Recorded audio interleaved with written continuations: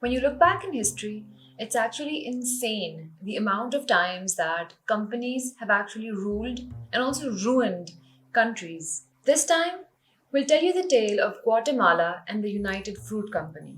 So, in the 1950s, in Guatemala, the entire country was actually invaded by its own military. There was a coup, thousands of people were killed, and all of this for what? Bananas. This story is a classic case of nothing is what it seems like. Hi, I'm Misha and welcome to Tarihi Tales.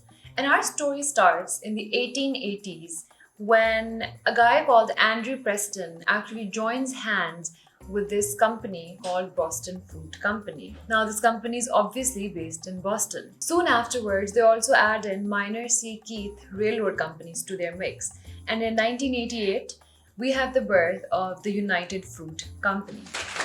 Okay, side note. So, this company actually still exists today globally, especially in the US. So, do you guys know what it's called today? I'll let you know at the end of the video, but think bananas. And if you can figure it out, comment below. Okay, so back to the United Fruit Company. Now, these people, they're ambitious. They want to sell bananas, but not only that, they want to have the highest profits. And so they want to control everything from the production to the supply chain to the selling. And to do this, they actually cut deals with these developing countries in Central America and South America.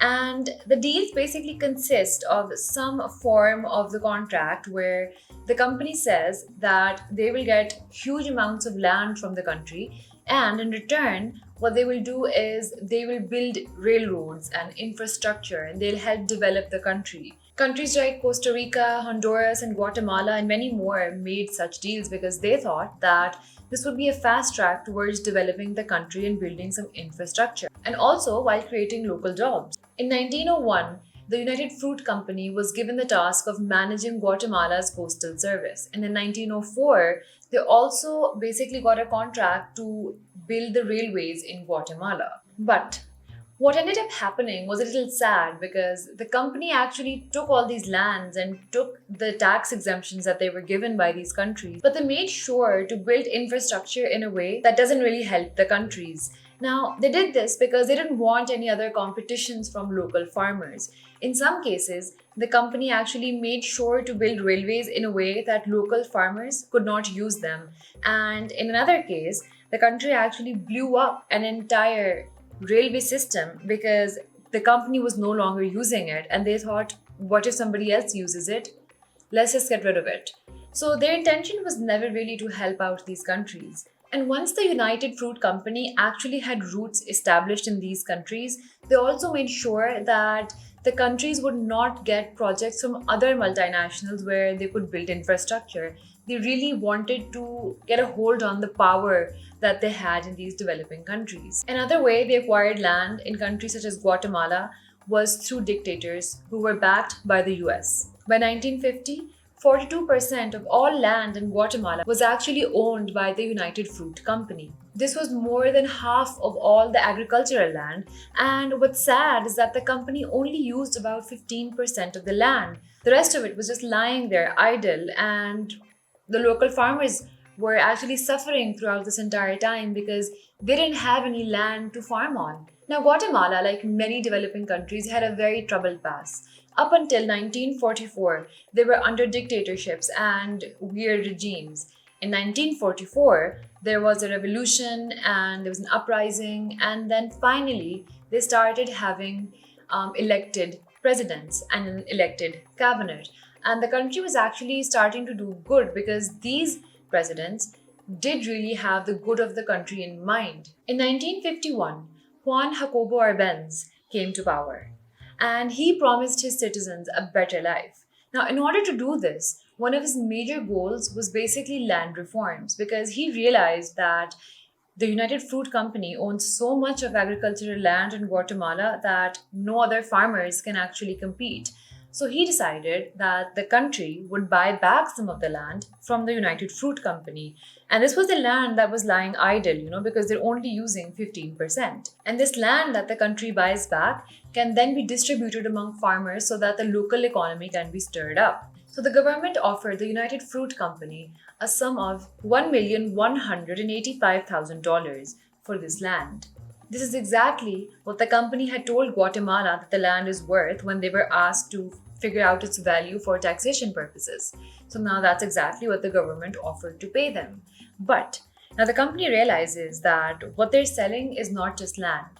They'll be selling their power and control over Guatemala and, in large, the banana trade. So the company countered back and they said, well, you know what? If you want to buy back the land is actually worth $19,353,000. The government obviously did not agree to this price and went on with the land reforms. Now, imagine if you were in Guatemala at this time. Things are finally looking good. You finally have people in the government that are looking out for the people. And, for once there's hope that things will turn out better. But all of a sudden, Guatemala is invaded by its own military. Castillo Armas launched his attack on June 18, 1954 at 8:20 p.m. The attack included trained soldiers, which were called the Liberation Army, and even a unit of airplanes, which was called the Liberation Air Force. The army invaded 6 miles into Guatemala, and then a radio broadcast began all over the country. At this moment, armed groups of our liberation movement are advancing everywhere throughout the country. The hour of decision has struck. One thing to note is that these broadcasts actually really stressed the indigenous nature of these uprisings, basically saying that it's all coming from within. This is just the Guatemalan people rising up against these land reforms and the policies the government has. Now, as a result of this coup and all of this pressure, Jacobo Arbenz actually resigned from his presidential position on June 27, 1954. And Castelo Armas came into power, and shortly afterwards, after a series of some more bloodshed, the country actually fell into civil war. So what was once looking like this booming developing country where there were rays of hope towards development, now suddenly the country is plunged back into darkness and war. The question here is, how did this happen? Like, why did its own military invade Guatemala? It doesn't make much sense. But see, all the pieces start to fall into place when in 1977, the CIA actually discloses about 1,400 documents from an archive of 100,000 related to the Guatemalan coup. Now, why did the CIA release these documents, right? Well, they had to, because of something called the Freedom of Information Act. This act basically says that people have the right to request these agencies of the government for information regarding whatever subject that they need. There are some exclusions as to what they cannot tell, and for the longest time, historians and writers actually were bugging the CIA, asking them for some information regarding the Guatemalan coup, because even then people believed that the CIA is heavily involved. And the CIA basically would always reply back saying that they can neither confirm nor deny any of this. But after multiple lawsuits and extreme pressure, in 1997, they finally released about 1,400 documents. And even though a lot of them were retracted, that means they were blacked out, vital pieces of information that come to light. So now it's in these documents that we see that the coup, the takeover, the rounding up of people and killing after the takeover, all of this was carefully constructed and planned by the CIA. And one more thing was very heavily involved: the United Fruit Company. Now, I really have to give you some context because we have to remember that the 1950s is also the hotbed of the Cold War. Now, the US and the USSR are basically in this constant struggle in which they're trying to take over countries in terms of the economic system. The US wants them to be capitalistic and the USSR wants them to be communist. And both of them are dead scared of the other, and especially the US. So the United Fruit Company cashes in on this. And they use a guy called Edward Bernays. And he's the same guy that basically popularized cigarettes in the entire US. He's also the same guy who the United Fruit Company used in order to sell massive amounts of bananas throughout the United States. And now they used him to basically start an entire propaganda mission against Jacobo Arbenz and Guatemala. And they did this to kind of play with the sentiments of the people of the United States and also the government. So they started labeling Arbenz as a communist and as colored in red. The United Fruit Company and Edward Bernays also had close ties with the heads of the Life magazine and Time magazine owners, and they used this to their advantage completely. And they were publication after publication basically painting them out as Soviets or communists. In 1953, in an article in the New York Times, Guatemala was described as operating under increasingly severe communist inspired pressure to rid their country of United States companies. So basically, the United Fruit Company was molding the entire situation, and it was during this chaos that they asked the United States government to help them out. And help they did.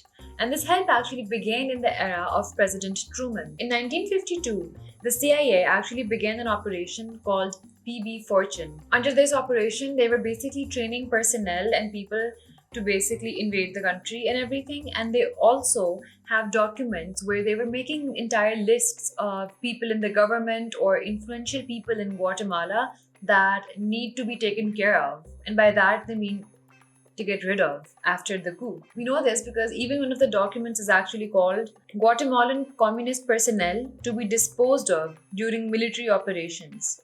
Apparently, there was an A list and a B list, and the document containing the A list, there were 58 people that the US had decided that they want to get rid of. But when they released the documents, all of those 58 names were retracted. So we don't know. So then in 1953, Eisenhower becomes president. And he actually himself had stocks in the United Fruit Company because by this time it's a huge company with massive amount of revenue. So now Eisenhower, together with the CIA and the United Fruit Company, basically put into effect this operation called Operation PB Success. This operation was so meticulously planned by the CIA that it had a $2.7 million budget just for psychological warfare and political actions in Guatemala. So now let's go back to the coup that took place. Remember I told you that the Guatemalan military invaded, there was a liberation army, there was a liberation air force. Now we find out the truth. The Liberation Army was basically militia from Honduras that the CIA had paid and joined together with Castelo Hermes, who was an ex-army officer from the Guatemalan military, and that is what made up the Liberation Army. And the Liberation Air Force was basically planes provided by the US itself. And that's what became the Liberation Air Force. And do you remember that broadcast that they sent out in the entire nation right after invading? Well, that was also planned by the US and written actually by the CIA to make sure that it sounds like it's a revolt from within and not US intervention, which now we know it was. During this time, the CIA also jammed the government's radio frequencies, subverted their army. They also dropped leaflets of propaganda on the capital as well as incendiary bombs. They worked really hard to make it look like it's these locals that are basically trying to rid themselves of this communist regime that Jacobo Arbenz is trying to implement in Guatemala. Now, obviously, the Guatemalan government wasn't just sitting there, they tried to help themselves. Arbenz reached out to the United Nations in a plea that, look at what's going on, we're an elected government, look at what's happening. But the US had also anticipated this, and as most times the UN was able to do nothing, the move was basically blocked by the US itself. The US had basically occupied the UN with an OAS Peace Committee meeting, and then they also basically pushed the meeting forward and essentially occupied the entire UN until after the coup was completed. What good is the UN if they can't understand these manipulations, honestly? Now, it was under all of this pressure and all of this lack of hope that Arbenz eventually resigned. Arbenz and his close personnel were actually able to flee the country. But one thing to note is that in the documents that the CIA released, it states very clearly that had Arbenz not resigned, the next option that the US was going to implement was assassination. Now, after all of this was done and dusted, this was not enough for the US because they wanted to make an example out of Guatemala. How dare they think of their own interests over the interests of the US? They wanted to make sure that no other state in Central or South America would make the mistake of stepping out of line. The CIA then paid off the entire Guatemalan militia so that they would let the Honduras militia win. Castello was basically installed as a dictator, and he immediately gave all the lands that the country had bought from the United Fruit Company back to the company. And together with the CIA, they kept influencing the media in Guatemala as well as the US. Now there were articles which basically painted Armez as a liberator, as somebody who had saved the Guatemalan people. They called Arbenz names such as Red Jacobo, basically relating him to the Soviet. What followed after this was a bloody period, and this was actually the last stage of the CIA Operation PB Success. It was actually called a roll up of collaborators and communists. And activists actually estimate that in the years that followed, more than 100,000 people were rounded up and killed on grounds of being a communist. This was obviously just a farce. They were making sure to kill off anybody who was influential and who could have brought up change like Arbenz had in the 1950s. Today, the United Fruit Company is actually called Chiquita and FIFIS. Together, they control more than 29% of the banana market. This is more than any other company in the entire world. So even today, Chiquita, or the United Fruit Company, as it was once called, is able to get the best prices, the best land, and the best policies for their business. And these are some of the means by which they achieve them. How do you feel about bananas now? Let me know in the comments below. And make sure to subscribe and hit the notification bell for more.